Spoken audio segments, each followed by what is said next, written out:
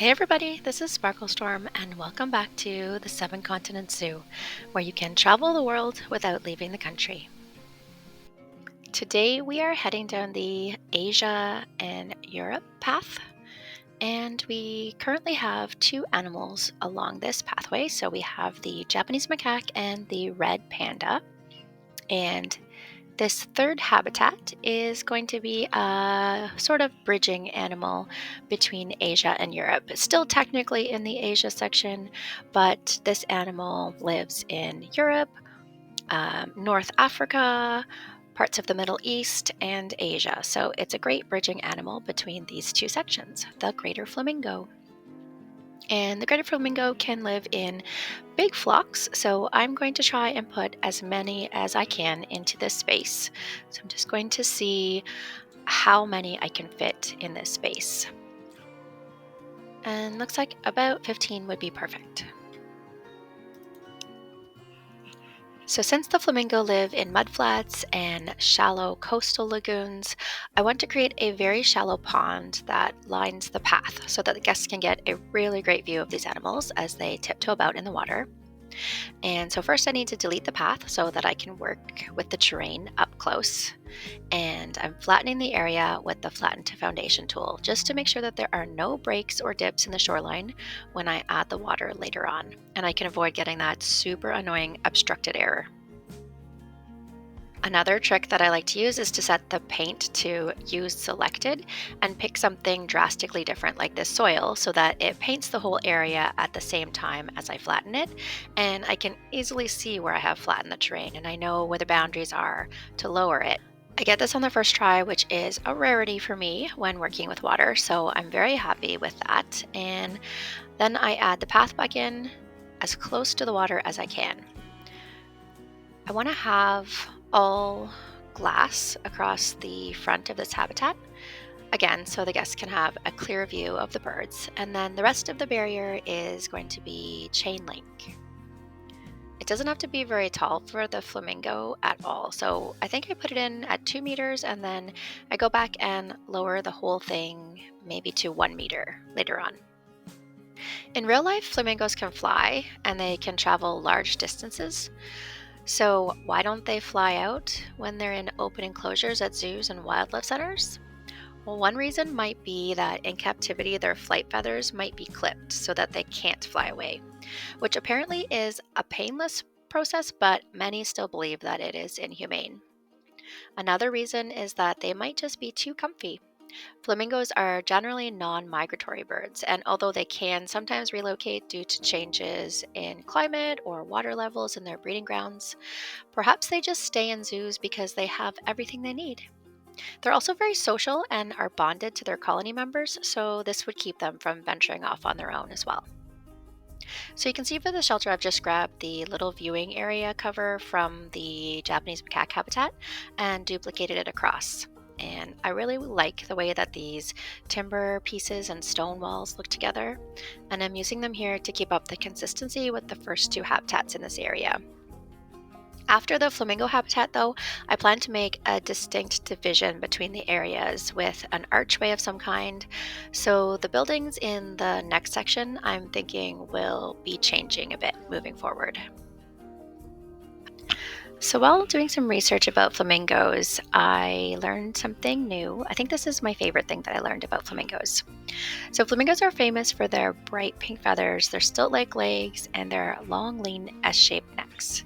They are very striking birds, and they attract a lot of attention thanks to these features. So it is very fitting that a group of flamingos is called a flamboyance. And that's got to be my favorite word for a group of birds, or maybe coming in a close second to a group of crows, which is called a murder. You've likely heard the expression, you are what you eat, and flamingos truly are. Many plants produce natural red, yellow, or orange pigments called carotenoids, and carotenoids give carrots their orange color or they turn ripe tomatoes red, and they are also found in the microscopic algae that brine shrimp eat. So as the flamingo dines on algae and brine shrimp, its body metabolizes the pigments, turning its feathers pink. These pigments are also found in a secretion that comes from the bird's oil glands, also known as the preen gland, because it is used to distribute oil through the plumage by means of preening. Now, here's the real fun fact about all of this. Flamingos apply makeup when they are dating. So during the mating season, they increase the frequency with which they preen this pigment-infused oil through their feathers, and thereby enhance their color. Flamingos are of least concern, and they have populations ranging all over northern Africa, Asia, the Middle East, and southern Europe. Their biggest threat is human encroachment and pollution in their water supplies, which is usually runoff from manufacturing companies. Flamingos are generally monogamous birds, often forming pairs that stay together for life. Although I did read on another source that they are serially monogamous. So they form pairs that stay together for at least the breeding season until their chicks are raised and able to fend for themselves. They make their nests in the mud and they lay only one egg per breeding season.